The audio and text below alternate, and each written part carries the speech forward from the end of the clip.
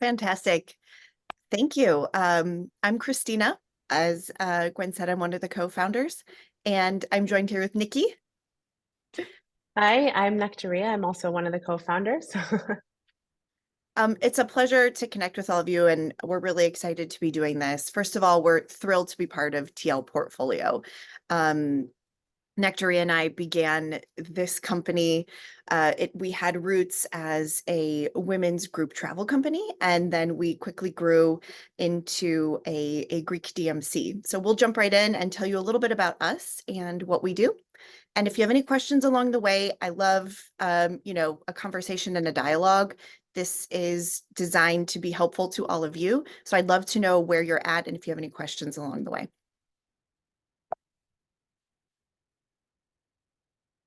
All right. So you might have expected to see the white buildings and domes first off, but this is a picture that we love and we chose to kind of kick off with. These are two Icarian men cooking on the incredible island of Icaria for a panegyri, which is a celebration.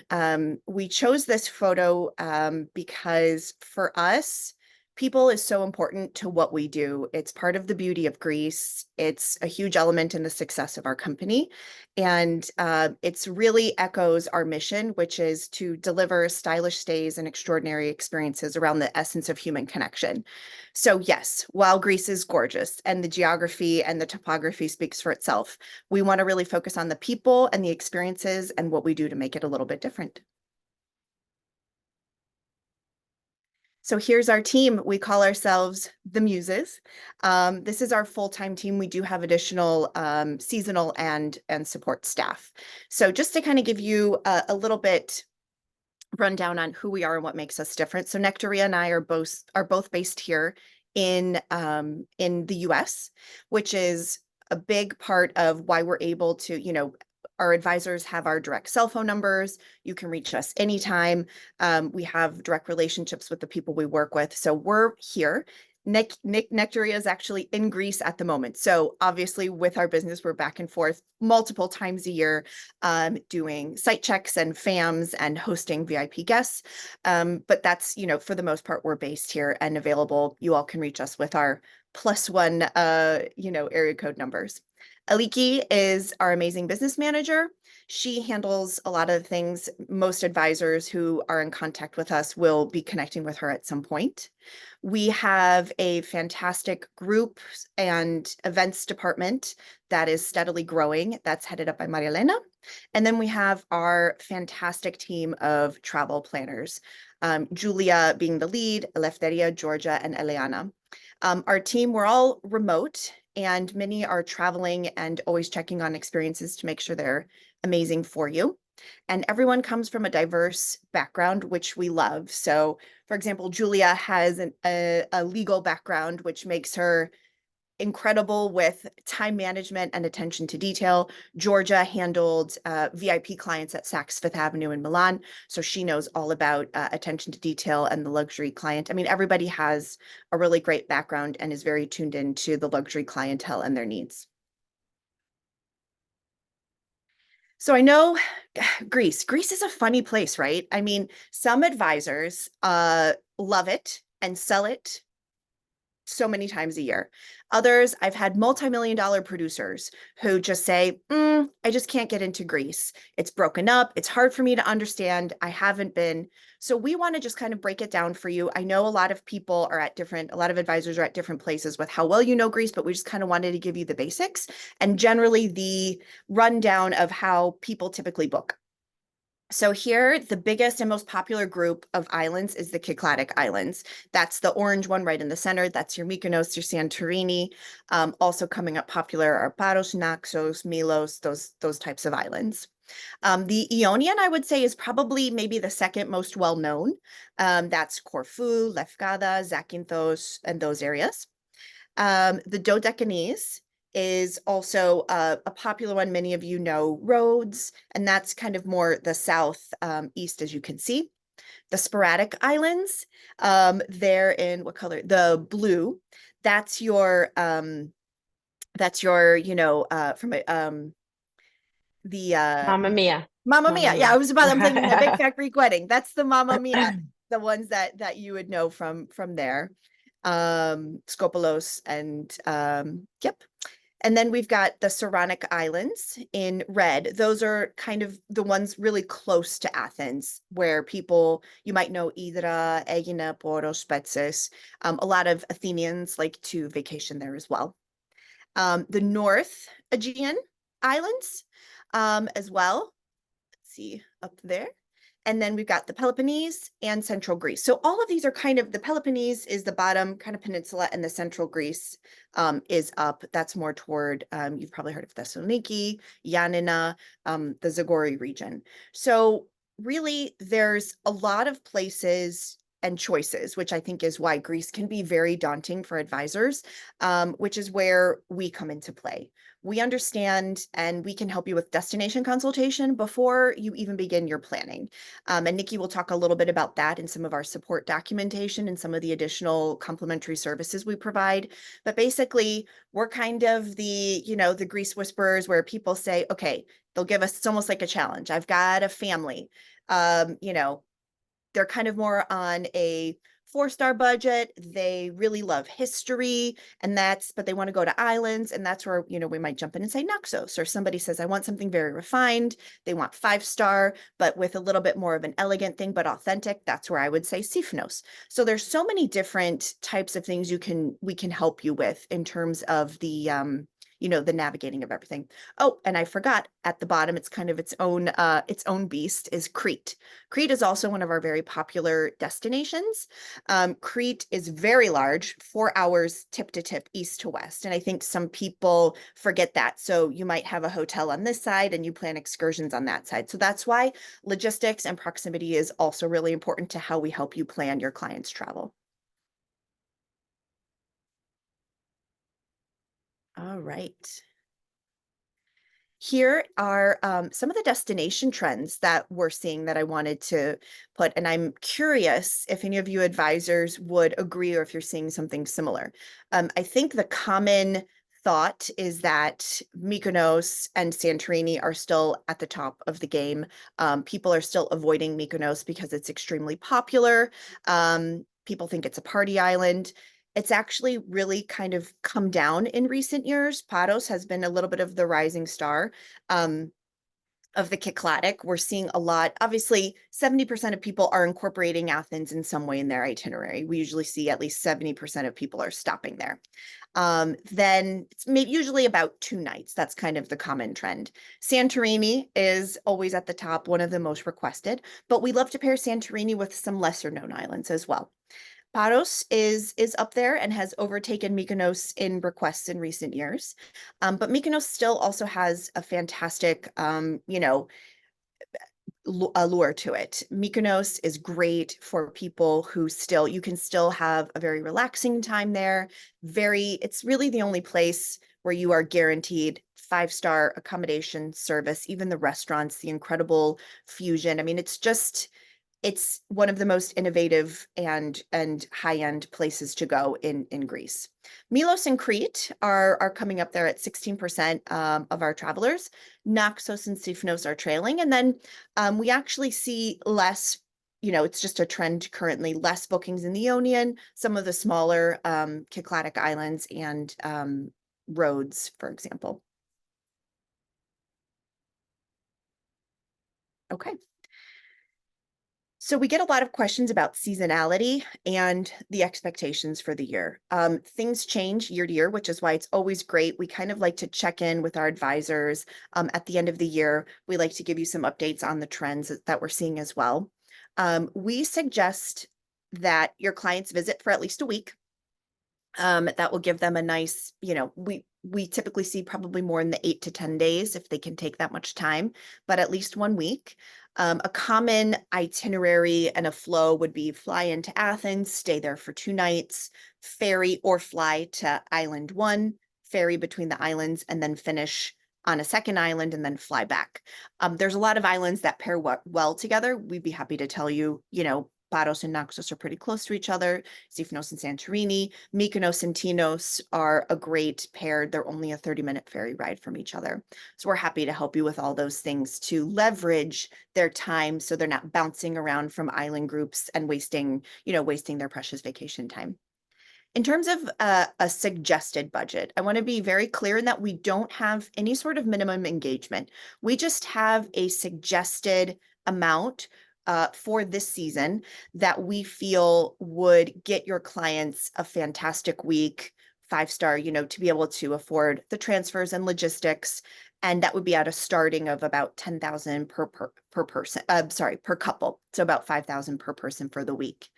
Again, that's just kind of a starting base. Some of my clients, they prefer to go, of course, higher. And then, we might be able to squeeze a little bit in there if someone's on a super tight budget honeymoon or if they're catching one of the shoulder seasons. But that's our starting point we suggest. The best periods, best is subjective. I would say the best period to go in terms of nice weather, things are open, but you're still hopefully not getting too many of the crowds. I think the sweet spot is that first week of October. We see the hotels kind of drop after September, both in rates and in that really kind of busy season. October is still lovely and is still a really nice time to visit. Early May is also nice. But May and June, as you'll kind of see from the next fact, May and June are our most popular months at this time, with September coming in thereafter. And the hottest in terms of temperature are July and August. So if you've got people wanting to come enjoy the sun, get in the water, the sea is a little bit chilly. So we do suggest if someone's really into water sports and wanting to just, sun worshiping on the beach and that sort of thing, we would suggest July and even August for that. And I think August used to be one of the hottest and busiest vacation months for Greece, but that trend is actually shifting as well for the American client. The most underrated, in our humble opinion, is Orthodox Easter, which actually was just this past weekend, and Christmas. Those are two incredible times to not only go, but just really see a very authentic Greece. Whether you're on the busiest island or in the smallest village, there will be incredible religious celebrations and wonderful traditions that they very much welcome travelers to partake in. And just another little tip, when we talk about seasonality, it really depends on your destination of choice.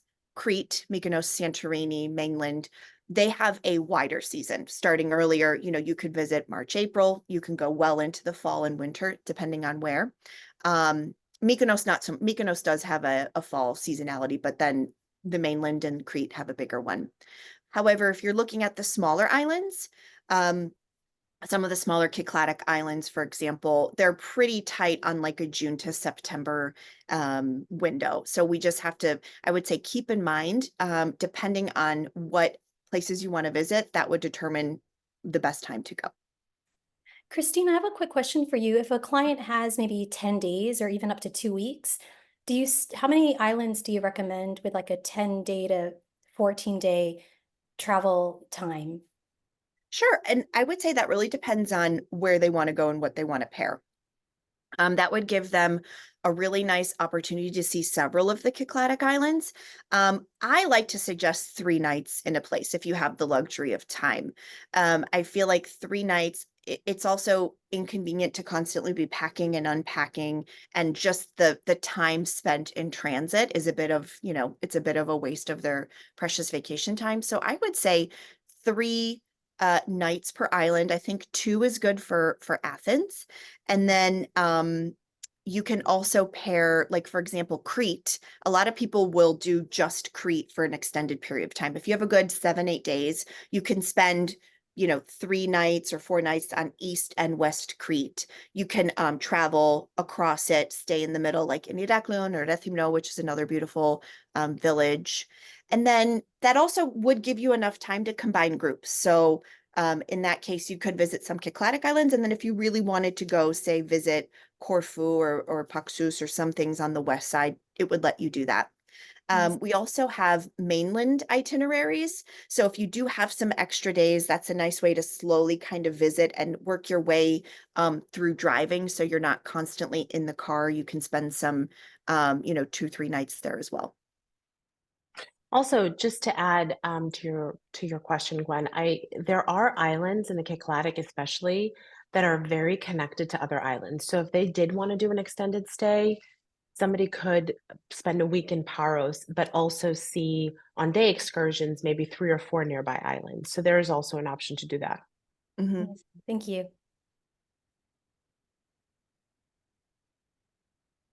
So these are just kind of some photos. I think people don't realize how beautiful Athens and Greece at large is at Christmas because it is a primarily Christian Orthodox country, and there really is very not much separation of church and state there. It's and Easter are celebrated in a very big way. So it's a beautiful time to go. I was actually there this past Christmas. Fantastic. New Year's, they make, Times Square. They give it a run for its money there at the Syntagma Square. And this is a village called Xanthi in northern Greece that just had beautiful Christmas decorations as well. And here is one I love. Santorini, believe it or not, puts on a fantastic Easter celebration. These are all candles and lanterns lined around all of the buildings in the village of Pyrgos. Another fantastic place to see Easter in Greece is Corfu. They actually throw and break vases. That's a tradition they do there. And another one is the island of Paros. There's a village called Marpisa, which actually does a living Stations of the Cross and reenactment. So it's really just fantastic to see how they embrace these traditions. Christina, we have one question from Tanima. She says she has a 70-year-old couple that wants to go at the end of October and wanted to know what islands you would suggest. That's a really good question. So 70, depending on their mobility and activity as well. I would say if they are fairly active, they could still do Santorini. Crete is a great island because it is pretty like flat and there's some beautiful hotels there. And they would be able to, kind of visit the mainland and Crete, that would also depend on the type of Mainland experience. would be very good too. The I'm sorry? mainland would be nice. The mainland would be nice as well. And then also the islands that Christina mentioned that are near Athens. So Spetses, Hydra, Portocheli, those areas there would be great. Yeah, we'd be happy if we'd And be and happy to have a actually, chat. and actually, in September, October, the water is still very warm because it's warmed up all summer. So it takes a while for the water to get cold. I mean, there are people swimming up until November, but then it takes a long time for the water to warm up. So like May is actually colder. The water is colder in May than it is in October, for example. Fun fact. Very good point. Yeah. Wonderful. So, so one of the reasons that, Nikki and I really wanted to double down as a Greek DMC, is because when we were travel advisors and we were planning some of our women's group trips, we were planning some direct client trips. That's actually how we got started. We figured and this was almost a decade ago, right? So imagine now there's so many, so many in the game.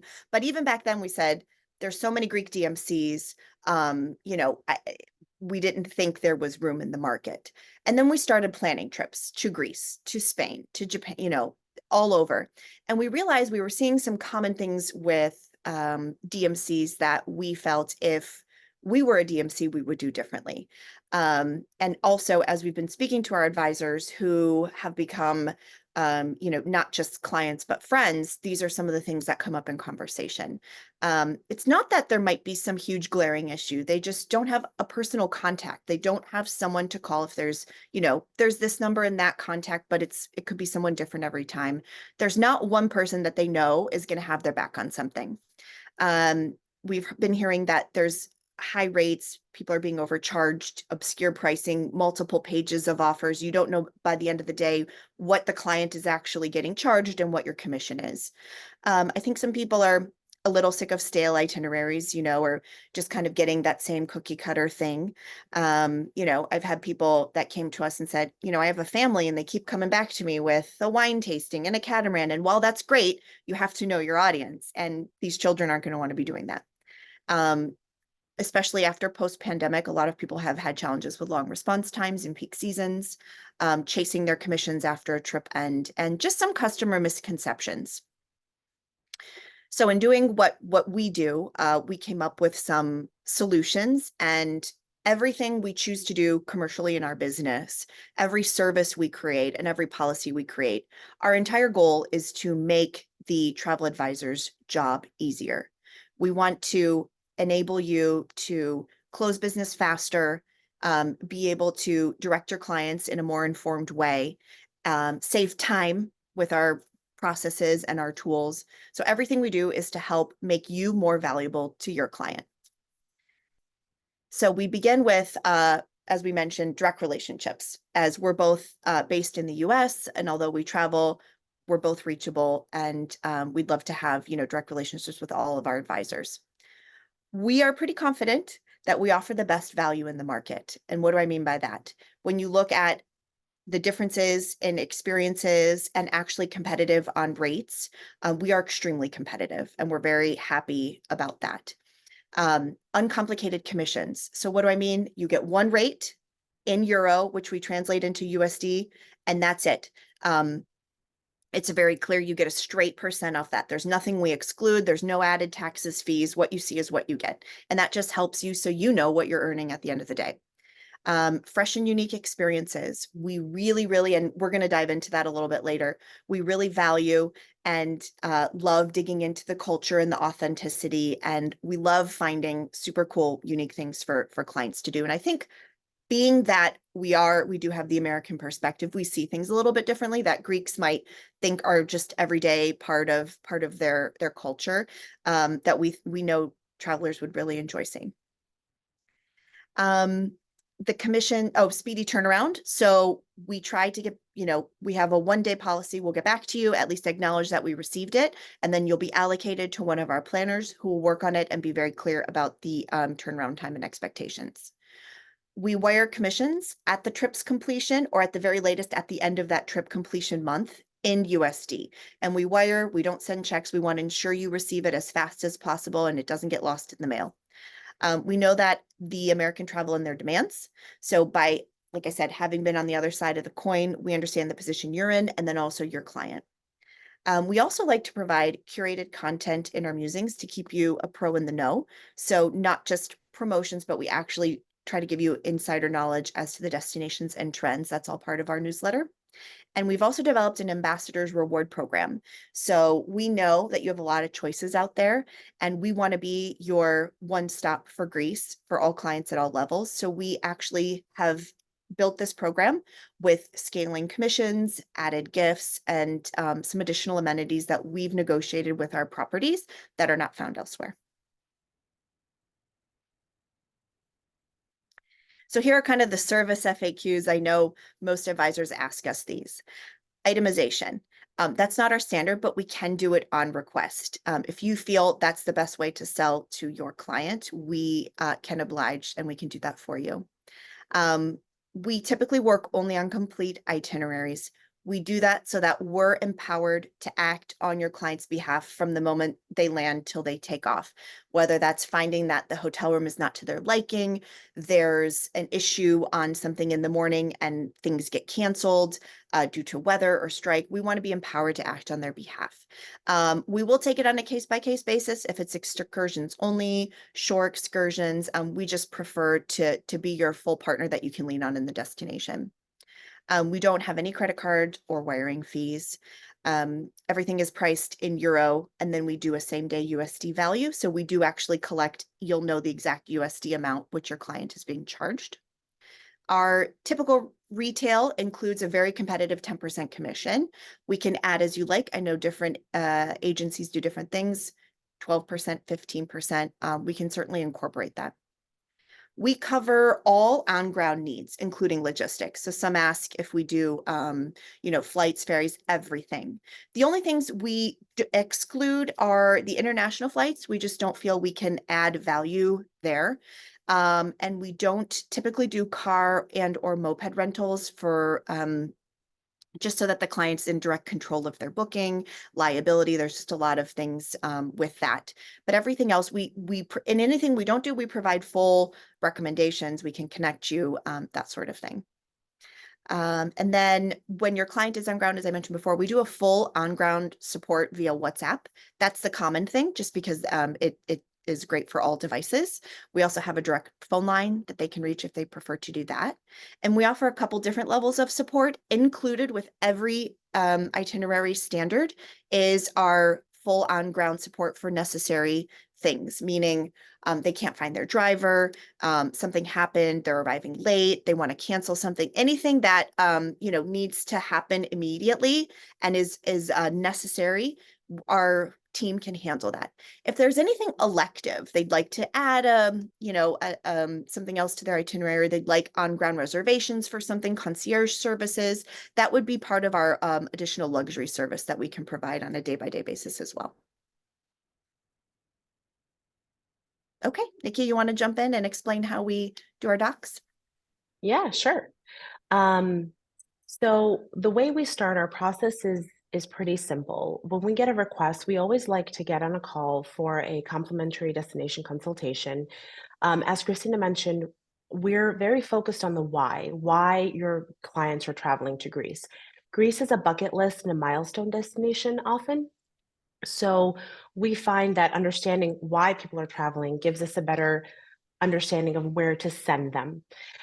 So once we get on a call like that, we send you the destination teaser, which is a curated, excuse me, I'm just coming off a little cold. So we send you a destination teaser, and it's a curated list of the destinations we think that would be suitable to your clients and destinations that they would like. A perfect example would be, I have a 7-year-old couple that's interested in going in October. We learn a little bit about where they want to go, what they want to see, and then we'll send you a list of itinerary or destinations that work together logistically and for the reason that they're traveling.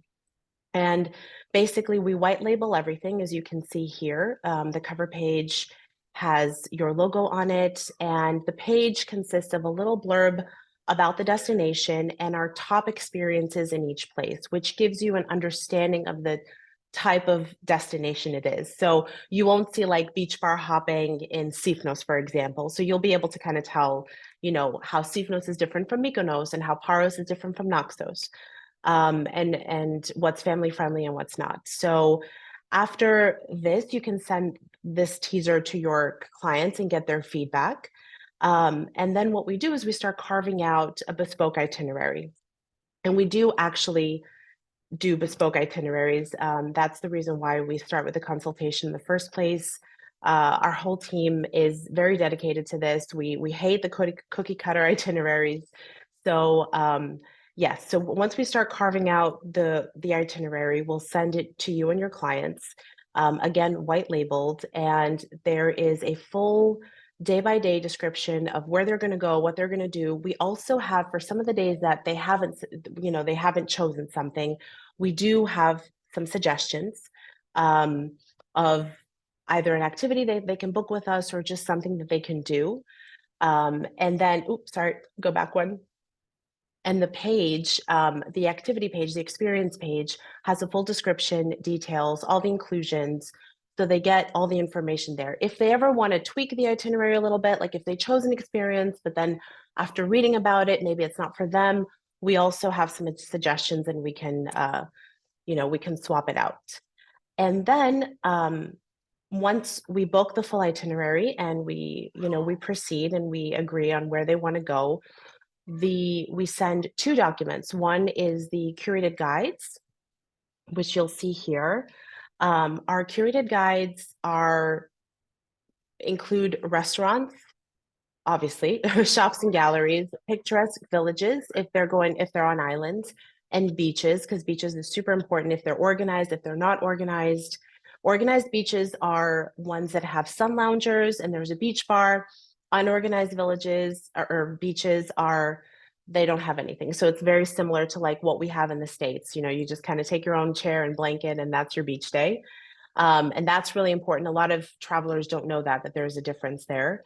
And then we also have, and we're including this thing called pro tips, where locals give their secret spots and anything that they must try. For example, in Syros and in Naxos, there's you know, the Turkish delights that they make there. They're really delicious. So we always recommend things like that. Also, our curated recommendations are updated constantly. They're based on reviews that we get back from clients, and also there's a lot of, you know, upcoming places, new openings that happen constantly, even within season. So we send our local team to go try out new places, and we actually might add that as well. In our curated guide, sorry, Christine, do you want to just go back? I think we're on the pre-departure. Oh, sorry. We also have a map link that we've centralized all this information and our tips and our guide in one map link. So if somebody does, if they have a free day and they want to kind of curate their own day, they have the option to get on the map and see if they want to go to a specific beach or a village and what's around there, where they can eat based on a recommendation, where they can shop. So yeah, so that's our curated guide. And then we also send our pre-departure guide, which is just some quick, like your tipping guide in Greece, kind of what to pack. And it's also curated to what time they're going to, you know, when your clients will be arriving in Greece. Just little helpful information that we find that it's nice that travelers just have in like one place. Whether they're green or seasoned travelers, it's always good to know kind of, you know, what to look for and what to do in a specific country. And I don't know if you want to add anything else to that, Christina, but yeah, that's basically our process and the information we provide. Yep. And I know I respect everyone's time. I appreciate you joining. I'll just quickly, do we have a couple minutes just to finish up, Gwen, and then open up to questions? Yeah, absolutely. Okay, so I think I just want to show, and again, pictures are worth 1,000 words, especially when it comes to travel. So I just want to show you some of the things we offer. And if you have any questions about a photo you're seeing or something, you know, we can dig in. But these are all actual experiences that we offer throughout Greece. Here, for example, is marble working on the island of Tinos. This is something you can do hands-on. Wood fire cooking. These are octopus getting ready to be prepared in Paros, and this is actually shepherding in Crete. You can go to a farm and take part in shepherding for a day. Especially these are such fantastic things for kids to enjoy as well. So Nikki and I both come from a fashion background, actually. So before we got into travel, that's our passion, and we approach everything with a certain aesthetic. So we love meeting artists, artisans, designers. These are leather workers in Naxos, a famous potter in Santorini, a jeweler in Athens. So we love presenting that as well. Mediterranean traditions, you can actually have coffee with a centenarian person over 100 years old in Ikaria. If you know it from the Blue Zone, from Netflix, it's such a cool thing to be able to meet these people, learn the ways, you know, of their social kind of activity and culture. Organic farming, farm to table, we offer that everywhere. It's such an amazing way to enjoy the cuisine and slow living. Ancient practices. One of my favorite things about Greece is that it is incredible from, you know, the beginnings and the ancient practices all the way up to the really, you know, kind of new modern things and cuisine that they're doing. So it's really interesting. This person actually makes, you can actually drink wine out of ancient styled vessels, and he actually makes instruments from that as well. So we do family focused experiences. Wellness is a big part of Greece as well. We always incorporate storytelling, and we'll actually pick a guide that is interested in what you're interested in. We just had a request. Somebody specifically wants a Stoicism tour, unlike the Stoic philosophy, which is so cool. So we found a guide who is a specialist in Stoicism for his Athens tour. Cooking, the Mediterranean diet, the Pythagorean diet, amazing cooking ever. This is cooking in an 18th century olive oil mill in Crete, and then in Santorini as well. And outdoor is amazing for family, for kids, for teens, for anybody. It's much more than just boating. You can rock climb, you can go whitewater rafting, kayaking, biking, hiking, so many things to do. All right. That's everything for the presentation. And if there's any questions, we'd be happy to answer them. Christina, Nikki, this was incredible. I love the overview that you gave and the unique curated aspects of the really experiential touch points that you and your team can deliver on. I'm curious to know more about the ambassadors rewards, if you wanted to highlight a little bit more about that with the advisors on the call. Absolutely. So it is something that they can opt into. And essentially from the base level, there are certain gifts and amenities that they would be given. And so if they're interested, we can send a full kind of write out. There's 3 different levels. And essentially as they both refer other advisors to us and continue to give us business, they have different levels of the rewards program. So their commissions can increase. And again, that's actual commission increase. That's just not me adding markup. That's no smoke and mirrors. We will actually take and give you a bigger piece of the pie for your loyalty. So there's that.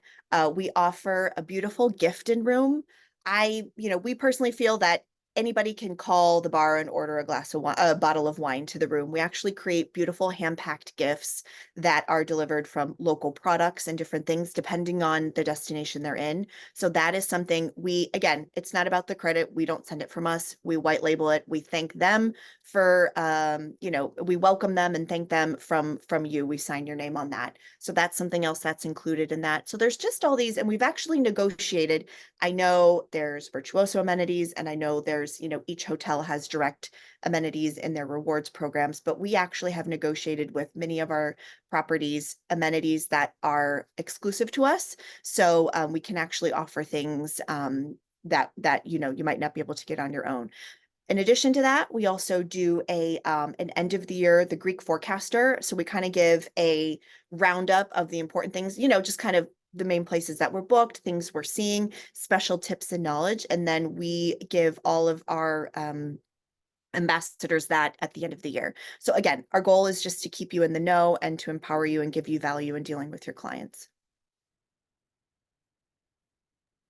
Are there any other questions from the advisors on the call? I really appreciate everyone just stepping away from their day to learn more about Myths and Muses, and just really such a great presentation that everyone has really, I feel, enlightened by it. We do have a question actually from Denise. How can we have access to the rewards? How do you share that with advisors? Absolutely. So I believe there should be a contact form on our website. So our website is just mythsandmuses.com. There's a rewards tab. I can share the link in the chat for everybody if it's easier. And you can always just email us. So, and again, whether you have a question, you'd like some more information, some sample itineraries, anything you need to connect with us or for a trip request, info@mythsandmuses.com goes to all of us managers. It's my first name, Christina @Nectaria that will also go directly to us. And you can also call us. Our number is listed on the website. I think let's see if we have any other questions. I think that wraps up the session, the TL University. We will send, follow-up information with just the highlights of the presentation to the advisors that joined. And thank you again for taking time out of your day to learn more about Myths and Muses. And we look forward to continuing the conversation. Thank you. Thank you, ladies. Thank you.